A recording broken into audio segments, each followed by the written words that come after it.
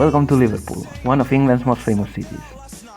Change this little boy's brain, a small piece of advice that took 22 years in the make, and I will break it for you now. Please learn from mine. Surrounded by the River Mersey and the Irish Sea, Liverpool is inhabited by almost 500,000 people nowadays. Home to the Beatles and Liverpool FC, the city of the Liverbirds has become a very popular tourist destination.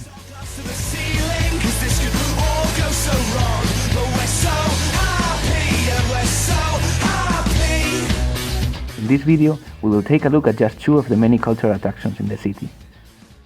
Penny Lane, there is a barber showing photographs of every head he's had the pleasure to know. First, we'll visit one of the most important football grounds in the country and home to Liverpool Football Club, Anfield. Later, we'll explore the Walker Art Gallery, exploring history through artistic interpretations. Let's go! The little children laugh at him behind his back, and the banker never wears a Mac in the pouring rain. When you walk through a storm, hold your head up high. The first football club of the city of Liverpool actually is not Liverpool Football Club but Everton Football Club.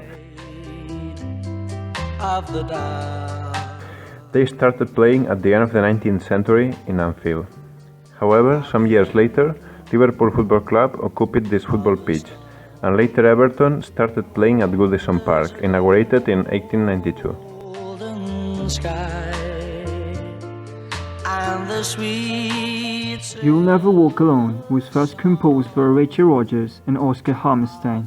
The Liverpool and English group Jerry and the Pacemakers adopted the lyrics in 1960. It escalated quickly at the top of every music chart.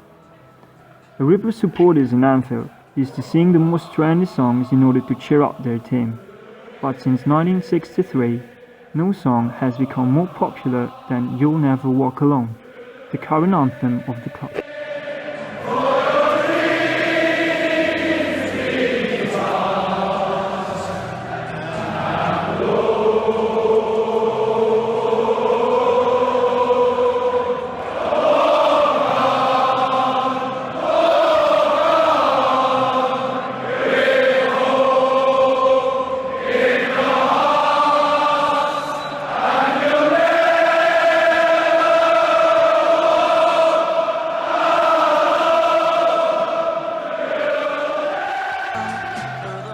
One of the most heartbreaking events in the history of Liverpool and England is the Hillsborough tragedy that occurred in Sheffield in April 15, 1989, during a match between the Liverpool and the Nottingham Forest. A match that started as any other ended up being a chaotic avalanche with disastrous consequences. Thousands of spectators overflew the safety fences and 96 people died squashed, apart from the 766 injured.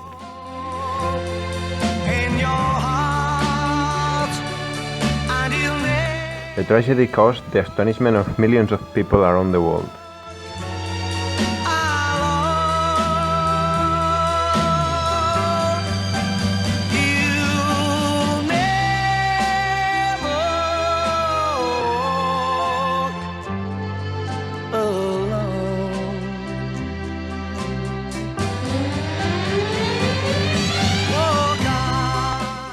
Now, it's time to explain what the Kop is. Kop is the name that refers to the famous South Stand in Anfield. The name was given because the Kop recalled the shape of Sion Kop, a hill located in South Africa in which many Scousers died in the Boer War. It was the first supporters' terrace, constructed in 1904. The directors at the club decided to reward the loyalty of the fans and constructed a brick and cinder banking. In 1928, a massive roof was added in order to protect the spectators. The Kop Choir is the name used to refer to the Liverpool supporters.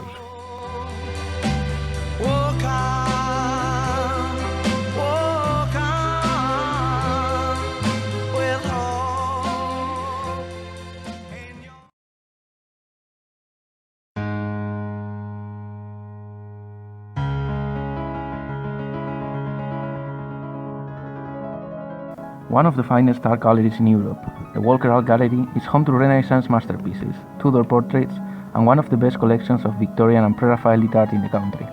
It has housed Liverpool's most outstanding art collection for over 130 years. In this visit, we will try to explore the history of the United Kingdom by looking at many pictures and sculptures hosted in the museum.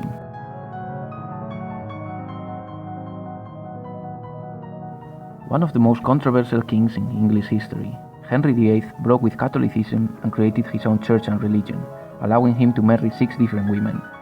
He was the second Tudor monarch and one of the most absolutist kings in history. In this famous painting, his pose, custom, and jewelry convey a sense of immense power and authority. This painting was originally a part of a bigger mural in Whitehall Palace, but the authentic piece was burned and destroyed.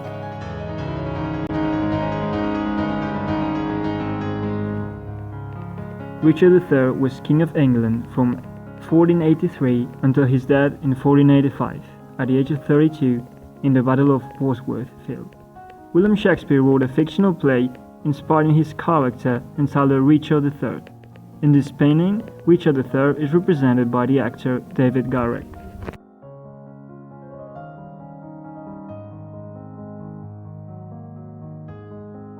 The painting has been known for his stunning usage of a vivid yet tragic color palette, which depicts the sad beauty to be found in Pooh Street's flower sellers.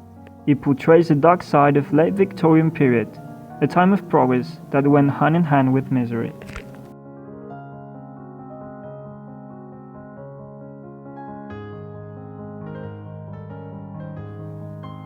It is essential to remark the polarization between the picturesque and the real. This piece, Eventide, as seen in the Westminster, can serve as an example of this phenomenon. The work is a revision of a previous picture that reflected the harsh reality of the workhouses by presenting old tired women living in not especially human conditions. However, the author had to revise it in order to depict a colorful and utterly deceitful reality, a picture in which the old women seem to be happy and have a good time sewing and having a tea.